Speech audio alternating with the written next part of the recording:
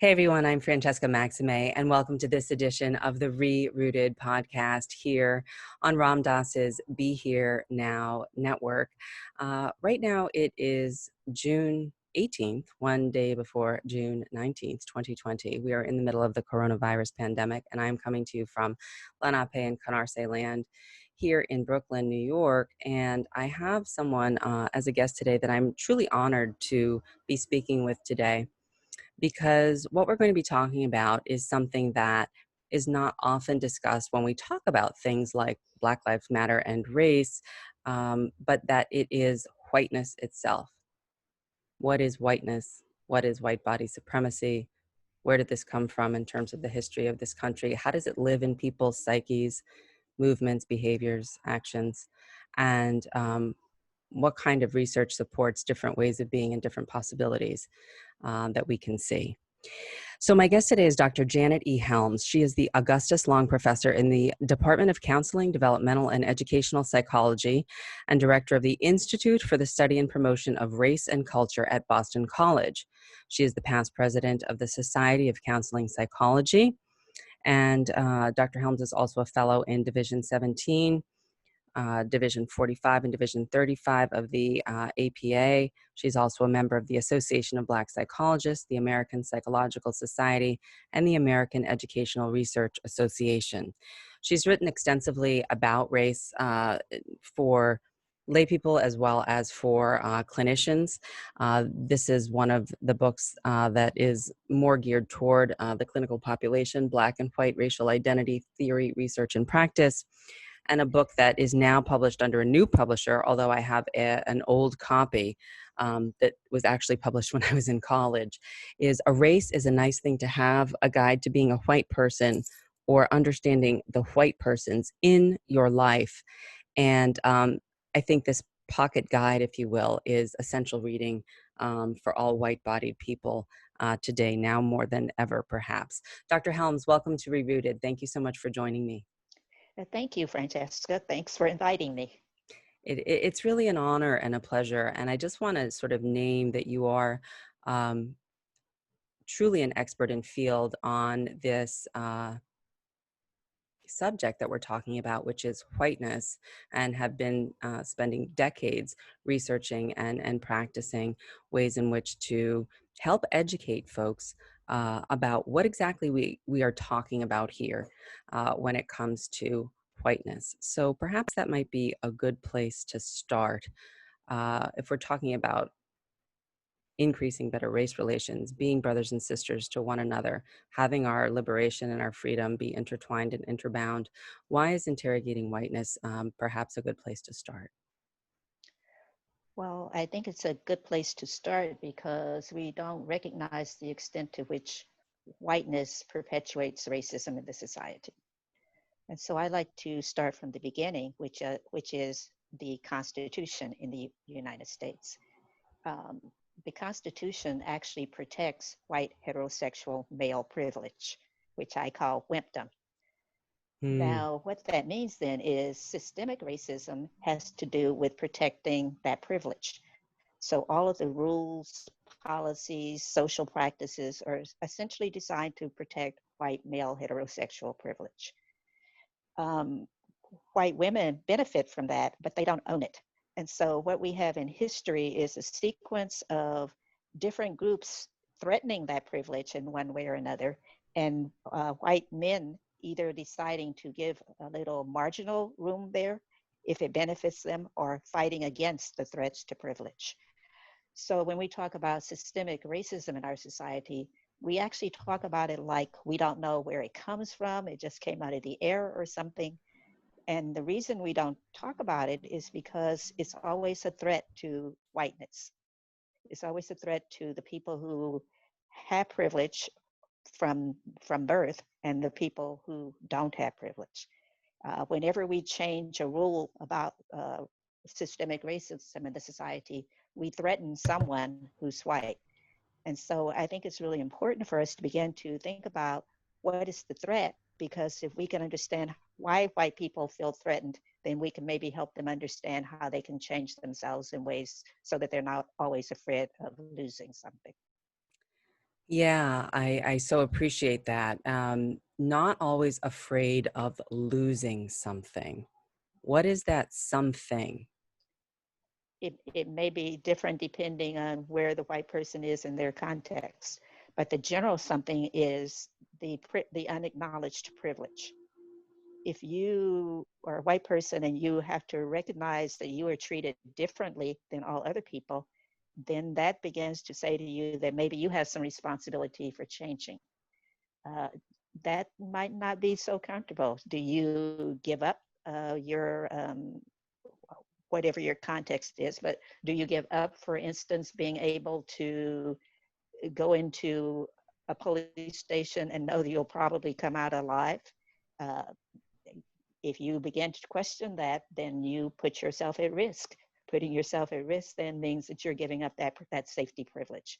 So there are different privileges, and each white person has to begin to ask themselves, what is the privilege in my life, and how do I have to change myself in order to share a privilege, as opposed to thinking it all belongs to the white people in one's context. Got it, right. Shared privilege, meaning that we all can have access and equity and be able to move about more freely. What would Exactly. Yes, what would prevent a white person from doing that? What are the ways in which people do not choose to lean in? Well, white people don't actually have any role models for being good equalitarian white people. Um, when I do consultations with groups who are interested in anti-racism work, I would often ask white people, what is your race? And they would say, I'm a mongrel, I'm mixed, um, I don't know, but they would never say that they were white. And I finally put together the reason they don't say that they are white is because the only people who are allowed to acknowledge their whiteness in our society are white nationalist people. And no one wants Mm, to be one of those. And in fact, the name of my book came from the fact that I wanted white people to know that there's a good way to be a white person. So a race is a nice thing to have. It's not something that you have to hide or pretend doesn't exist. So in my white racial identity work, I've come up with the conceptualization of different ways that white people deal with their whiteness. They're essentially born into a society that's both what I call contact, which is obliviousness to their race, and reintegration, which is trying to protect one's racial privilege all the time. And so being able to begin to recognize the ways in which you express and save racism in the society, I think helps white people to begin to overcome the ways in which they're socialized.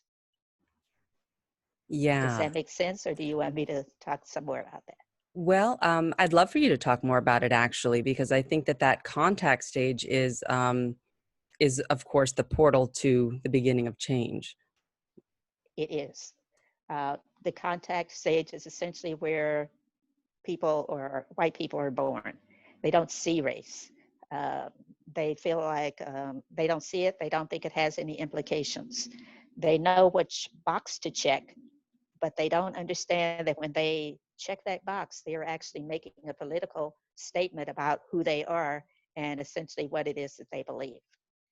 So as they begin to usually it's an interaction either with people of color or an interaction with the moral dilemmas of our society. So I think our time that we're in now is particularly interesting because many white people are becoming aware of a moral dilemma. And the moral dilemma is that police treat Black people and Latinx people and indigenous people differently than they treat white people. And so we were born, we think, into a country that says all people are created equally.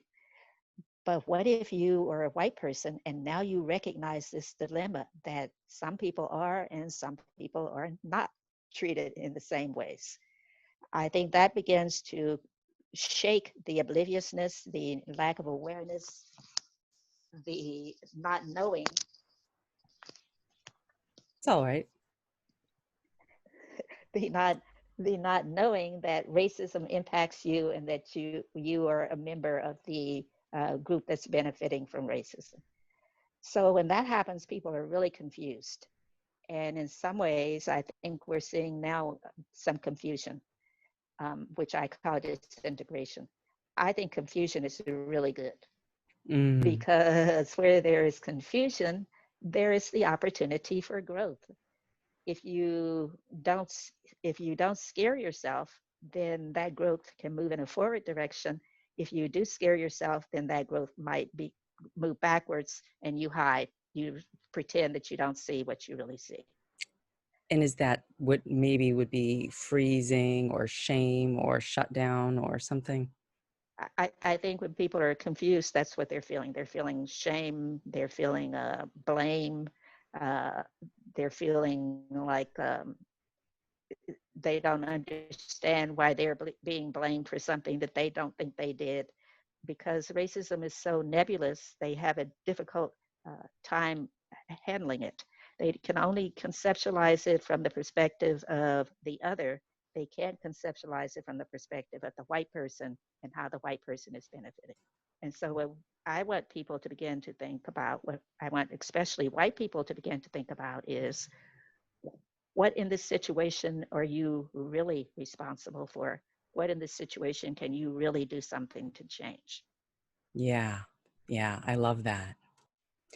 So, Dr. Helms, yes, this idea of, sort of interrogating whiteness and this disintegration phase of confusion, I think is so critical. And maybe I misspoke earlier when I was saying contact is the first stage, but I guess what I'm saying is naming it, just naming that there are stages here that we sort of come to in terms of um, from a Buddhist mindfulness standpoint, which is sort of the frame of the network that this podcast airs on, sort of would be called stages of awakening or stages of enlightenment or stages of understanding. That this disintegration phase is sort of like doubt or like this phase of confusion, where you're disintegrating into this sense of I'm not really sure where I am or where I was. And part of that, I think, is because whiteness, as you say, has not been defined as a race itself. It's been defined in deficit, and that people who are white-bodied have had to assimilate based on the way in which American culture set up people to come here, meaning that they would have to give up a lot of their culture in order to be here. So, being Italian, for example, as I was mentioning to you off camera before we started, we couldn't practice our Italian at home. We had to give that up. And so we became white when we were no longer ethnically oriented. So, can you talk a little bit about whiteness as a deficit and how that leads to this sort of sense of not maybe feeling proud to be white or feeling like you have a white racial identity? Um, I'm not sure that I would think about whiteness as a deficit, particularly. Um, I think about, well, white people, white men define who has a race. And so Italians weren't originally white. They had to earn their whiteness by giving up cultural aspects of themselves. Every group, every white group, white ethnic group, has to earn its privilege in the society by giving up uh, aspects of themselves. And so what I say to people is that you have to begin to think about the origins of where whiteness as privilege originated in our society. It's mostly a Northern and Western European principle. So everyone who didn't fit into that, who was white or who became white, had to give up something.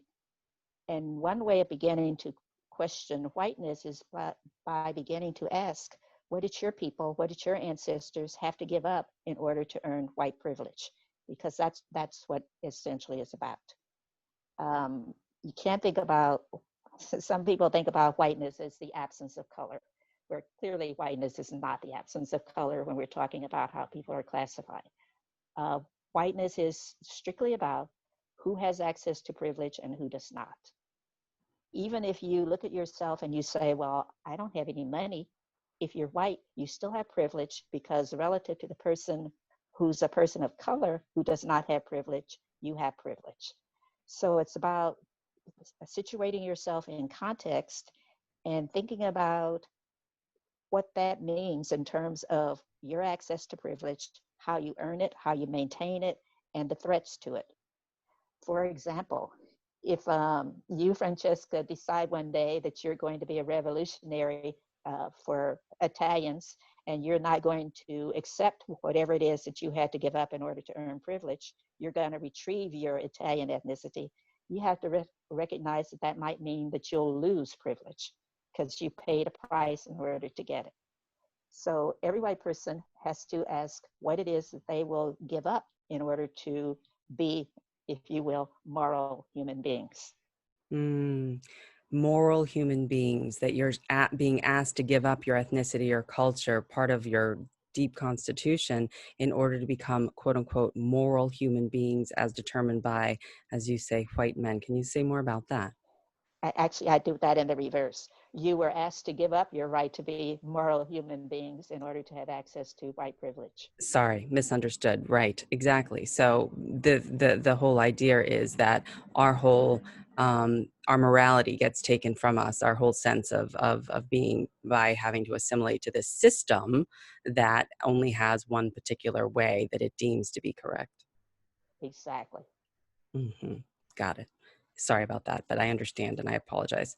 So this idea of being, because I just think it's so important that, even in school, even when we're learning things, when we talk about race, what I meant by that in terms of the deficit, which is not at all what you mean, like I get that also in terms of my terminology, is that there's always conversation about Black people, brown people, Asian people, Latinx people, but there's not a lot of conversation around whiteness, right?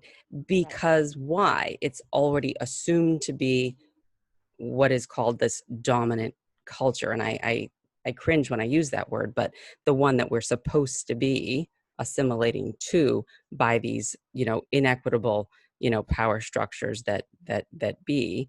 And that part of it means that we're basically cutting off all these parts of ourselves from our history that we talked about, and that it's just sort of assumed, like a fish in water, that whiteness is the culture that we should be in, even if we're not of that. And that if we're not of that, then there's something wrong or something like that. Is that right? Uh, Two things. I actually like to differentiate between race and culture. Um, Although there are different kinds of racism. There's institutional or systemic, and there's cultural, and so on. So whiteness carries with it a culture, but whiteness also carries with it racism, which is a system of privilege and power. What what we'll call for the moment white ethnics give up in order to have access to power and privilege, they gave up their culture. So they gave up what makes them special, what makes them actually what uh, society needs. They gave up how they converse with each other. They gave up how they think about themselves. They gave up how they look in order to have access to power and privilege. So power and privilege is associated with racism. Culture doesn't have to be, but right now it is because we all think we have to conform to white culture. Okay. If you begin to reclaim your cultures, then what that means is that you begin to shake the foundations of white privilege. You begin to say, well, that's not the most important thing. The most important thing is being who you are as a person, being a moral person. So I don't want people to think that they have to give up their culture in order to become moral white people. In fact, it's the opposite. They have to reclaim their culture in order to become moral white people. I love that. Yes, the reclamation, the recovery of your original culture that is taken away in this process. Um, Exactly.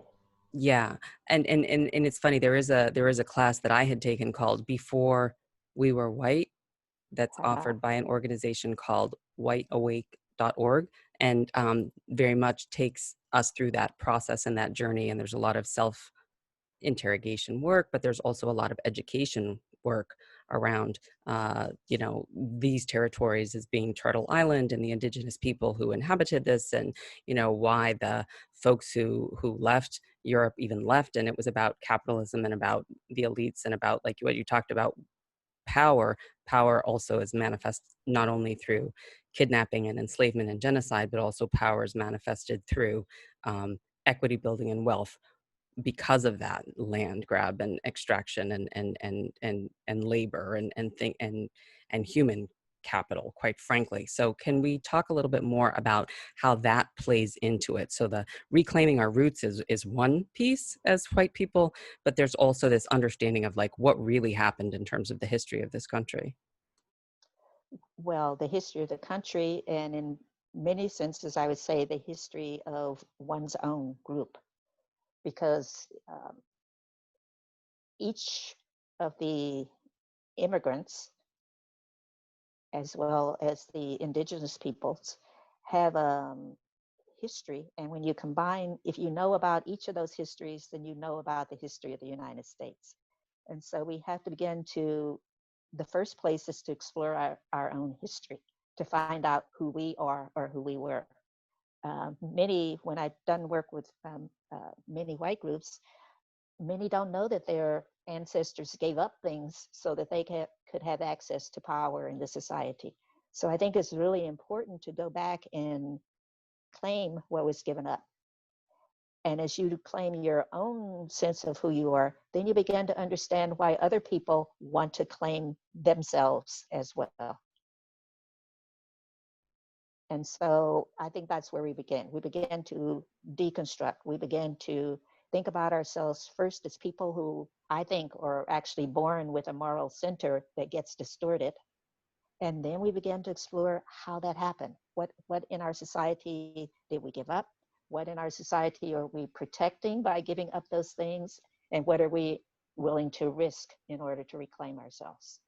Right, right. And I love that. And I hear you, really saying that again and again, is that in my personal opinion, I feel as though it's almost a mental, an emotional illness, a spiritual deficit. I think Ken Hardy talks about, Dr. Kenneth Hardy uses some word that is very similar to yours. I can't remember exactly the phrase that I heard him say recently, but that it's sort of a spiritual deficit or some spiritual sort of lacking or longing that is sort of missing, and that the invitation is there to kind of be reclaimed and re-entered into. Um, when we talk about this, we're talking about white people doing this work because in this system, in this society, in this structure of oppression that is whiteness, and with the wealth or with the equity, or as you say, the privilege that is afforded to people in white bodies and not given the access to people in brown and black bodies and indigenous bodies and Latinx bodies and Asian bodies in the same way, that it is incumbent on white people to do some of this work of investigating their roots and reclaiming their roots and understanding and refinding their own moral center, as you say. And you say that that comes partly from this disintegration phase in these sort of stages of awakening, if you will. What comes next? What might be the next iteration? Well, confusion is not a happy place to be. And sometimes what people will do is that they will revert back to just pretending that racism, that immorality does not exist. Sometimes what they do is they develop what I call a reintegration way of looking at the world. They express their anger outwardly, they express their confusion outwardly. So now they engage in activities that look like maybe ordinary racism, recognizing that they've lost who they were and now they're searching for someone to be. In our society, you can be a racist and there's actually no punishment for being racist. Some people might even say you're very nice people because you're racist. So there's no punishment. You can hold high office and so forth. We're just now beginning to get rid of the symbols of major racism in our society by way of the removal of the Confederate flag and statues. So you can be rewarded in this society for being racist. There's hope beyond reintegration, but to be honest with you, I actually don't know why white people would give up all of that power. But in fact, they do.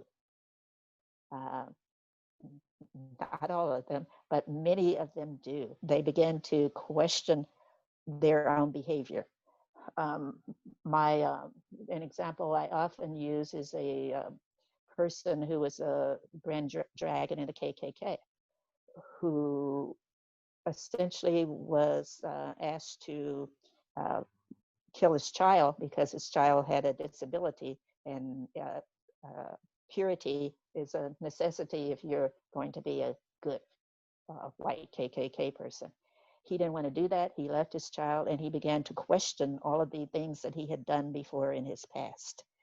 And as he began to question those things, then he began to look for another more positive way of being.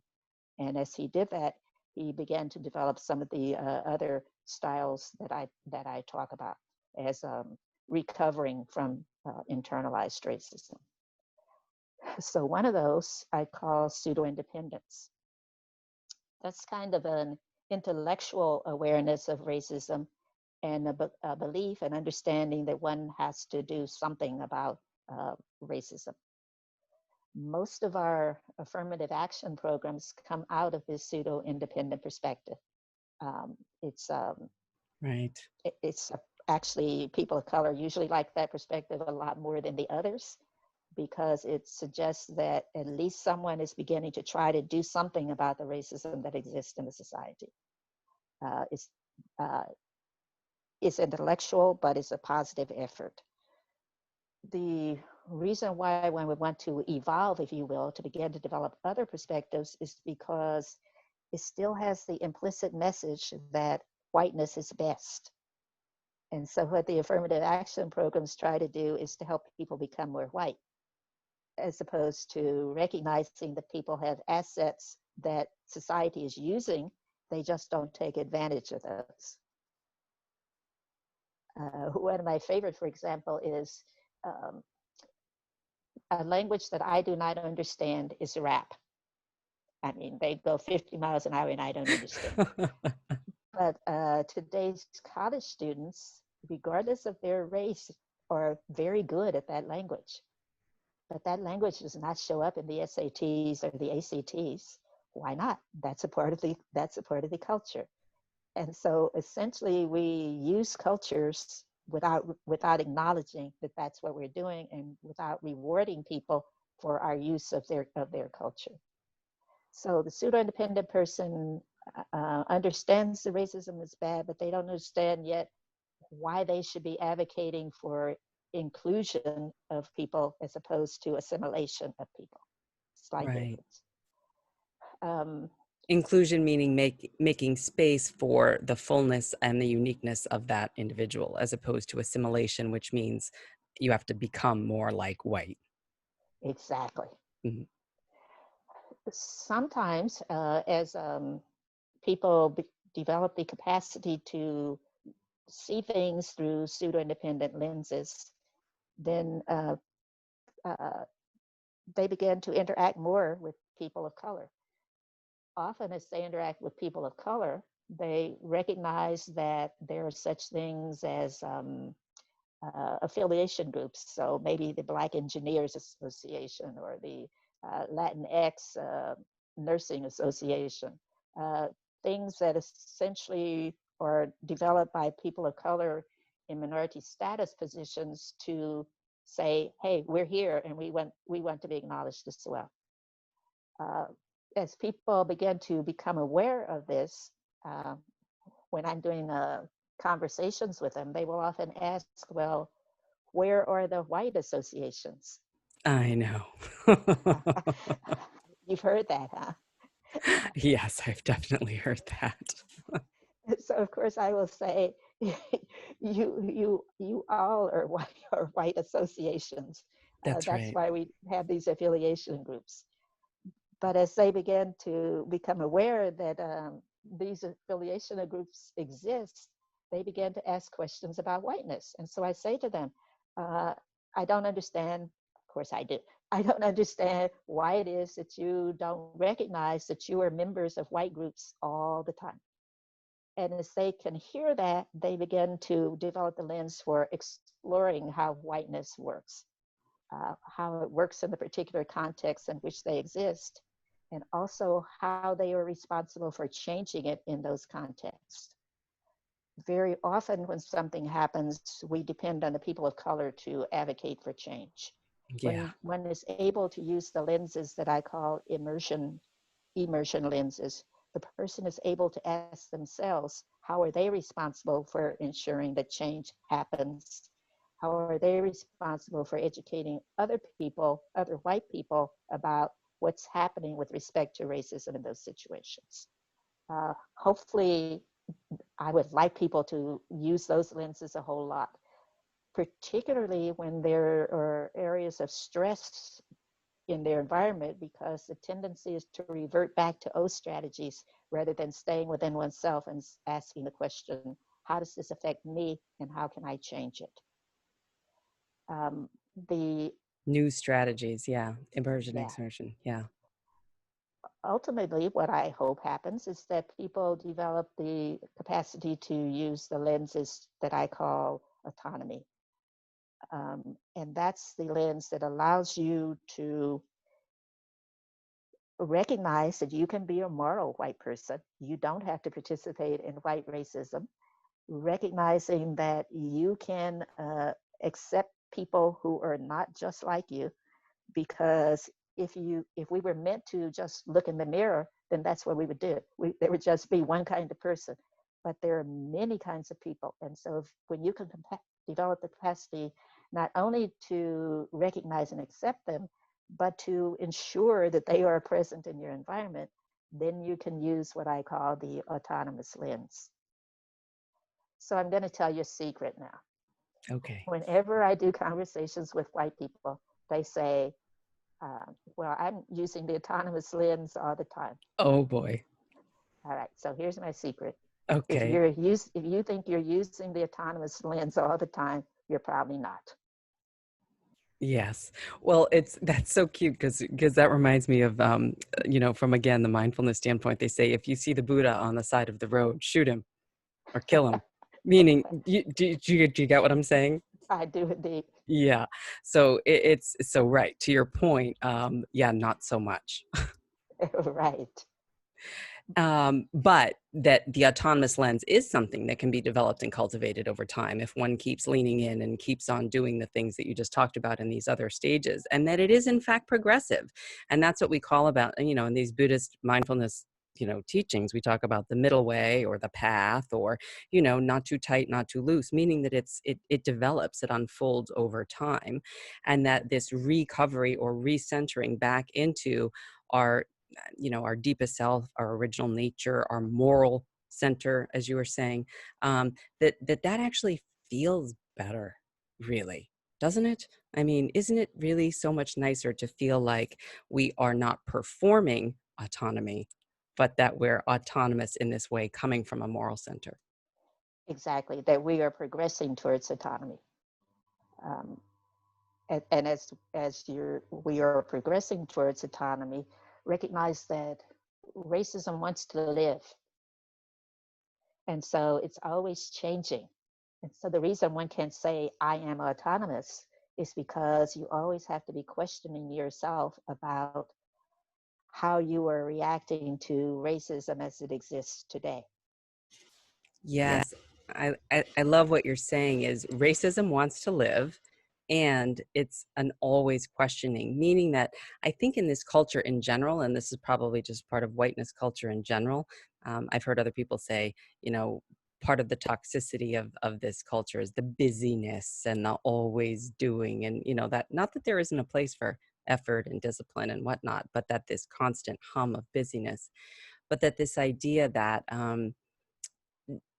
that that that we're process, meaning that I've heard it say about marriages, that the point of marriage is growth, the point of that is growth, and that this is no different in that way. And that process, evolves into the next iteration, that there's something new that wants to come. And that what I hear you saying is that that newness with our attention, what we turn our attention to is what grows. With our awareness and with our attention, if we bring our attention here, it can grow in a way that can become more anti-racist, more moral, more embodied, more connected. And if we don't actually intervene in that way, it's very likely that we will just continue with what would be sort of our default mode of being, imprinted by this racist society, and then continuing with whatever behaviors we do there, which are not as helpful. Yes, that's exactly what I'm saying. Um, what I'm hoping people do is to give themselves permission to engage in the process. Uh, Don't worry about that. I all can right. pause if you'd like to get it. No, I don't want to get it. I just don't want you to have it in your recording. All right, I'll pause. Okay, so we can just pick it up here then. But yes, I mean, I think that that idea that it's a path, it's an unfolding. And I heard someone say, you mentioned rap music. One of the terms that comes out, not in rap music necessarily, but in pop culture, is being woke. Like, Yeah, you've heard that, right? I And have. and that implies that there's like a state that one gets to where one is perhaps being woke and, sort of idealized as anti-racist, as opposed to what someone else said that I thought was so helpful, which was waking. Yeah, exactly. I like that latter conceptualization better. I probably say one is awakening, but then a part of awakening means one begins to take action. And part of the action is not just reflecting on oneself, but also learning how to change the context in which you exist so that you don't have to keep awakening. Right, right. And that leads me to sort of, you're the psychologist, I'm sort of more on the side of the more social work piece, which I'm sure they're, very related. I know they are, but the biopsychosocial, cultural, spiritual lenses and this ecological perspective, this person and environment, this idea of we are not, no man is an island. And that it's this sort of false sense of separation and this longing for belonging that can so affect people who are white-bodied in ways of neuroses and different other kinds of, issues that present clinically that keep us from feeling connected and at ease, and that this is actually good medicine for everyone. I think it's good medicine for everyone. I think it would be uh, unwise of me not to warn people that people don't always like to take their medicine. And so, as one begins to awaken and try new things, one needs to be aware that other white people might not accept you because you're challenging social norms. I think, though, that what will happen eventually is that if enough white people begin to challenge those social norms, then this challenging will become the norm rather than the uh, quote unquote color blindness that now seems to exist. Right, right. And that color blindness being that, like, I don't see difference, I don't see color, I just accept everyone, which is sort of like that. I'm hearing false autonomy in a way that you're referencing. Exactly. Mhm. It's more than just accepting everyone, because in some ways, when you say I accept everyone, that means that you have the power to do that. Right, which goes back to privilege and power, which means Right. that you, yeah, are in a certain, position that's been given access. Well, maybe that brings me to the next piece, because we're talking about now policy, structural, bigger changes. We started with sort of the more personal piece from the inside out. Now we're talking about the larger systems that are in place and have been for centuries. Um, and what's happening now in the streets with the protests. Can you talk a little bit about that, and what you're seeing, and how this is similar or different from what you may have seen before in regard to, more public declarations of people coming together to say this isn't right? Um, well, let me start by saying that I don't think systems exist independently of the people. And so part of deconstructing a system means that the change begins on an individual level, and then it rises to an interpersonal level, and then it changes systems. Yes. So what is not different about this system, or what's happening in the streets now? People say it's different because white people are involved. White people were actually involved in the 1960s and before civil rights activities. Um, they actually, many of them were killed because they were involved in those activities. So it's not different in that sense. What's different is that we now have a greater variety of peoples involved, not just in the South, if you will, but all over the country. We have white people, we have the various groups of color, all saying that we want the system to change. But in fact, what's making the most difference for policymakers is that white people are involved in saying we want the system to change. And it's white young people who are involved. There are actually white young men who are involved in wanting the system to change. So in a sense, they are challenging their elders. They're saying we want this policy to be different. I hope that they are there because they understand their personal responsibility and for changing systems. But even if they don't understand it, I hope they stay there a long time because they are valued people, and so the system will change in response to their demands. I think that it is really beneficial that there are white people there, whatever their racial identity lenses might be. But historically, after a while, they grow into mortgage holders and they leave the movement. And so I'm hoping that they won't leave this time, that this will be something that's really long-term system changing. But I'm not greedy. While they're here, the system is beginning to make some small changes. Uh, I think it needs to make some major changes, but it only changes when the people demand it. And it really will only change when white people demand it, because it's white men primarily who control the system. Right. And what you're saying is that white men are now involved in, for example, the protests, and they're younger and hopefully will stick with it over time. And I think it's so interesting when you look at systemic policies and you look at laws that were on the books where they would have prevented my parents from being married. Right. My father's Black, my mother's white. I mean, Italian, whatever, we can, like we said, when she became white, and when, he is a Right. Caribbean American, he is a Caribbean Black person, right? Doesn't have the precise experience of a Black American that was born here, right? Right. There's Black. Depends on when he immigrated. Well, he was 16. And it was I want to say 1960 something. 64. Yeah, something like The that. Immigration Act. Okay. Yeah.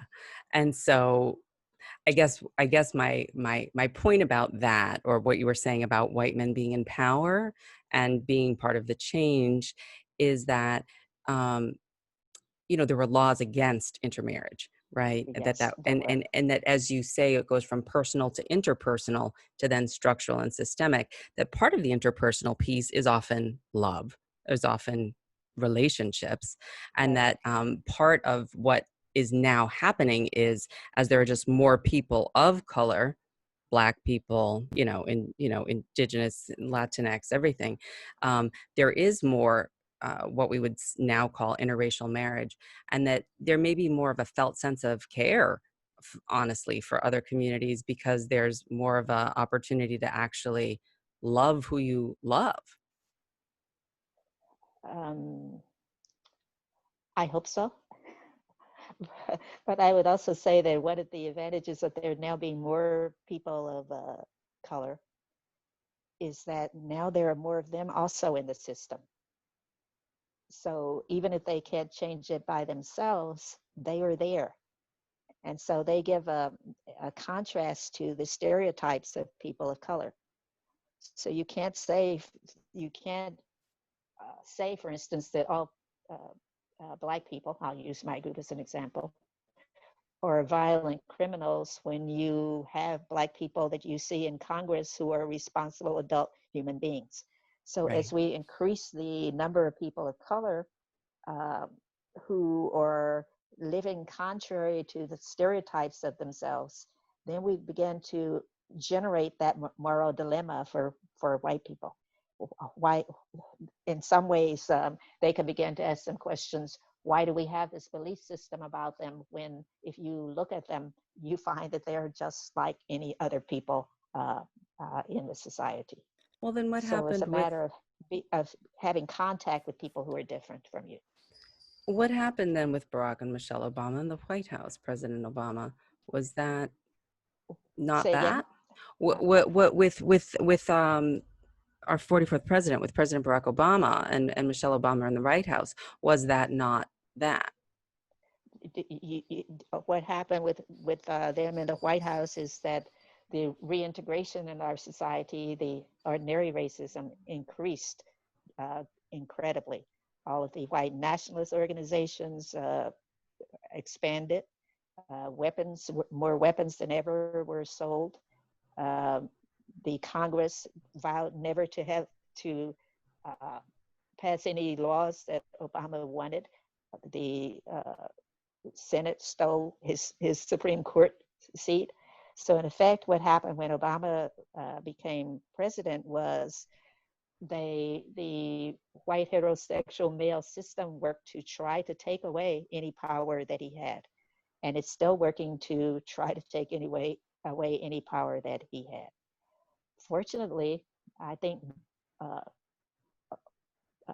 they were not entirely successful because he turned out to be smarter than they thought he would be. Mm. But they're still trying. Uh, Fortunately, I think because they were who they are, the people in the society, a lot of people, I respect and like them. And people who didn't even respect and like them, white people who didn't respect and like them when they were in office, now like them a lot more than they did before. So they're there as a role model, but at the time they were first, and first often are not recognized for what they can bring to us. Right. I have a couple more questions. One of them is back to sort of these stages, if you will, because I know that we talked a little bit about um, how we invite people in, if you will, to even consider starting to do this work if we're talking about whiteness as we are. And one of the questions that a friend of mine, Dr. Natasha Stovall, had, who's a clinical psychologist who actually wrote an article called "Whiteness on the Couch," is she wanted to know if you think that the WRID scale would be useful in therapy to bring people through the stages that you found in your research, and have people tried it or written about it that you know of or are aware of. I don't know that people have written about the scale particularly in their clinical work. Certainly, there's lots of research that's used the white racial identity attitude scale. Um, I think it's useful to have people to begin to think about their issues in terms of the um, uh, schemas or statuses. I think one of the activities actually in race is a nice thing to have is kind of a easy way to get them to start thinking about that. Yeah. Uh, there are some activities that allow them to assess themselves and figure out where they are with respect to these statuses. Um, Let me see, what else can I say about that? Well, yeah. I mean, that's and this, and again, you have a new edition of this at the new publisher, but a race is a nice thing to have. It definitely helps locate where you are on that scale. And it's interesting because there's also parallel research in terms of other folks who are Black identified and different stages of development there. I don't know if you want to. It's not your work, I mean, it sort of is, but Well, it is my work. it I actually have an identity model for everyone. Okay. So it is your work. Okay, I apologize. I'm more familiar with you in terms of the white racial stages of identity, and so please, can you talk a little bit about Black racial stages of identity?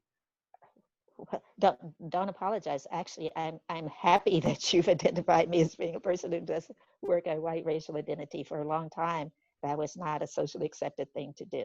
But Mm, yes, I will talk about people of color racial identity, which if you the way racism works in our society is that the issue for uh, white people is that they have internalized racism as privilege that they're entitled to.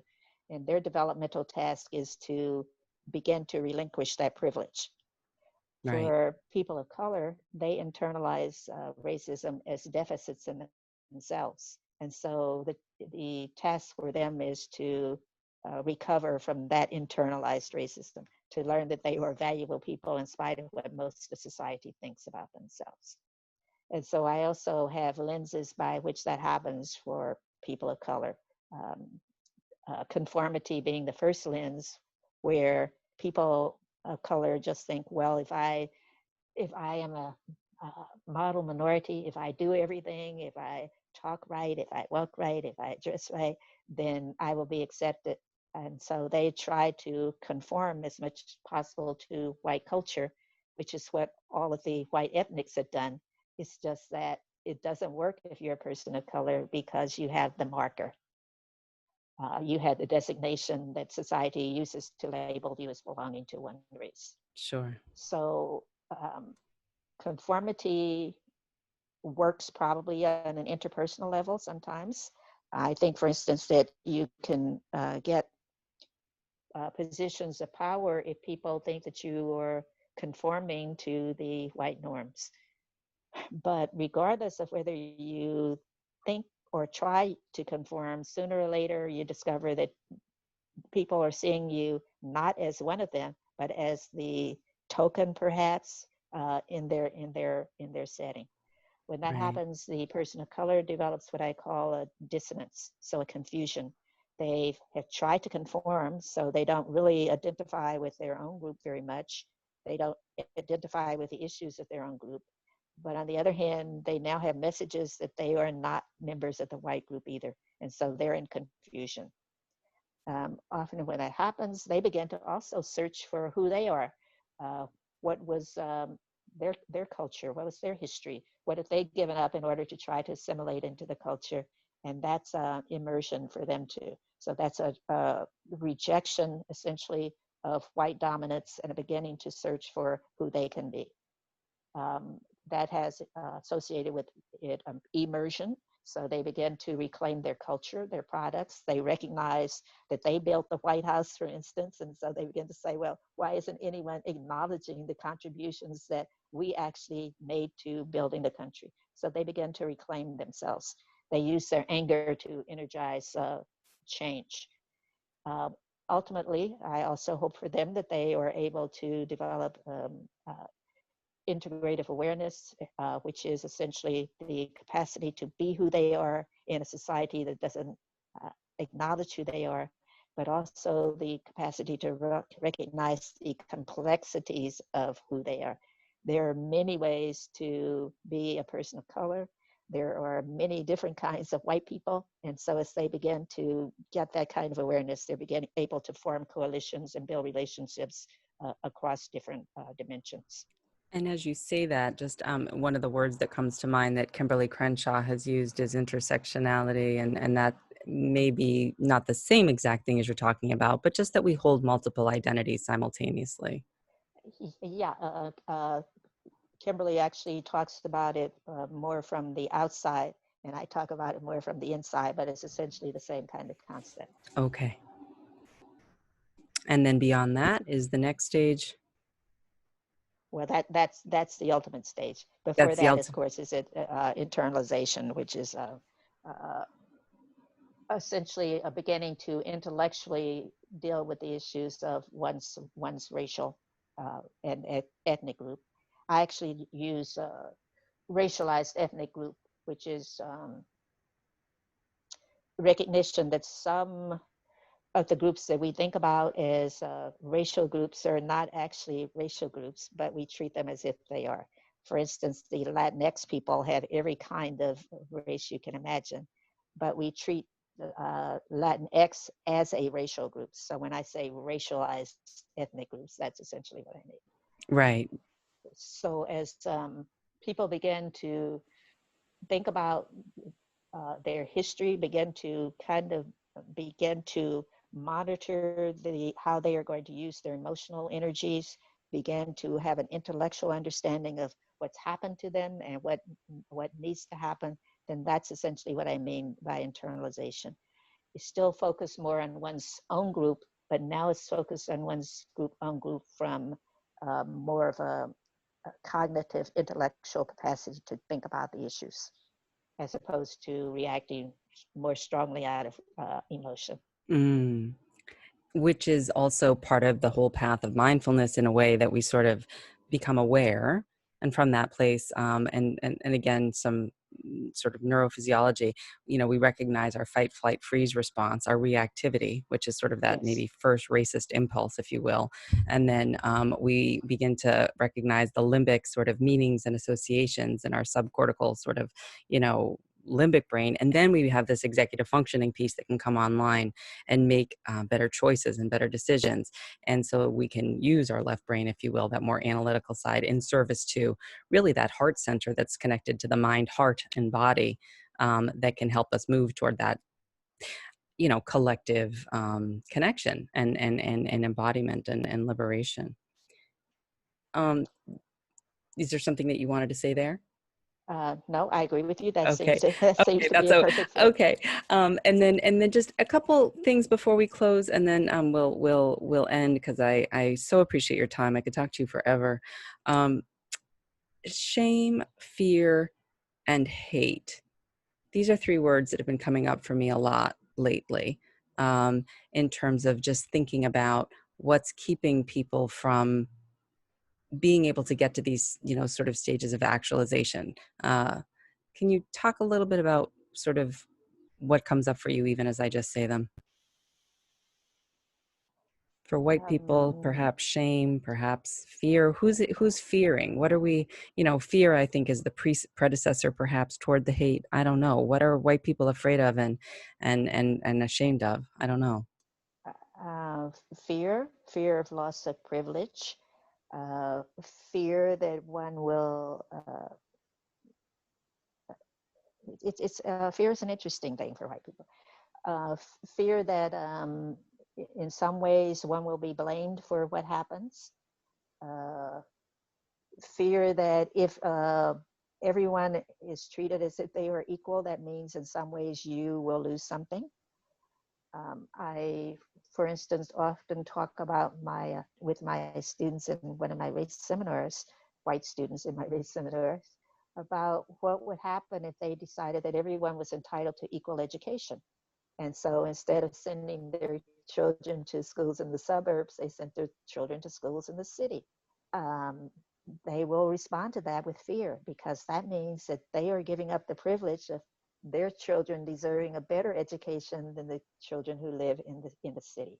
So it's fear of loss. It's a fear that you are not protecting the resources that you were granted.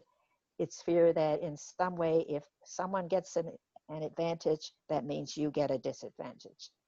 Um, Shame, um, I don't hear that one so much.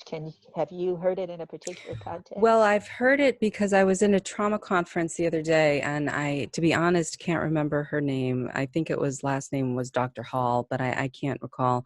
And she was a Black clinical psychologist who had worked in the trauma field for a very long time, and had done diversity and inclusion work before clinical work, and was saying that, I wish I really understood shame and white shame, better. As a way that I could help unlock what's helping to block people who are white-bodied from moving into a place of greater self-understanding and more connection with Black and brown brothers and sisters.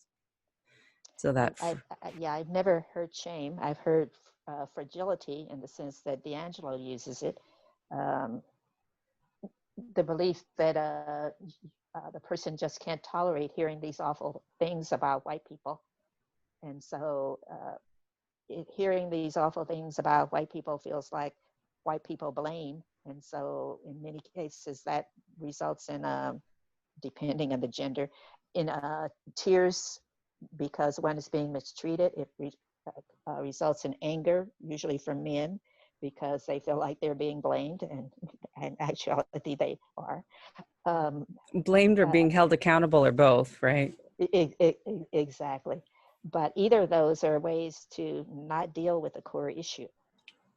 If your feelings are hurt, the inclination of most people is to try to help you resolve your hurt feelings. If you're angry, the inclination of most people is either to be afraid of you or to try to uh, uh, calm down your anger. Either of those reactions means that you're not dealing with the issue that generated those feelings. Right. And so they're self-protective strategies. Right. And I think that's so fascinating when we look at the human psyche that I sort of was theorizing that I was thinking of shame as the moral injury argument, meaning that white fragility was sort of, protective in a way because you felt bad. So you felt bad about feeling bad, but then you also were so self-absorbed that you weren't actually taking compassionate action and decisive action in terms of moving toward either digging into the deeper things that we talked about earlier about your own history or toward, the collective experience in a structural way or something. Yeah, for white fragility is you are feeling bad, but you're feeling bad for yourself. You're not feeling because you're in this situation as opposed to feeling bad about the wrongs that you began discussing originally. Right, right. And that is just as self-absorbed and in some ways an internal narcissism, if you will, which when I say to people who have that, they're like, what? I'm not grandiose or narcissistic. And I'm like, well, but you're focusing and centering your own emotions here as opposed to what just happened.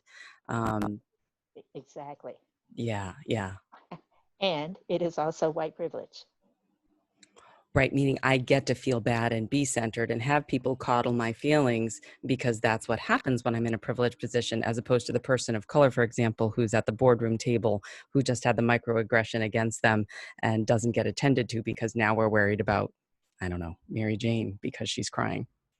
Exactly. Yeah.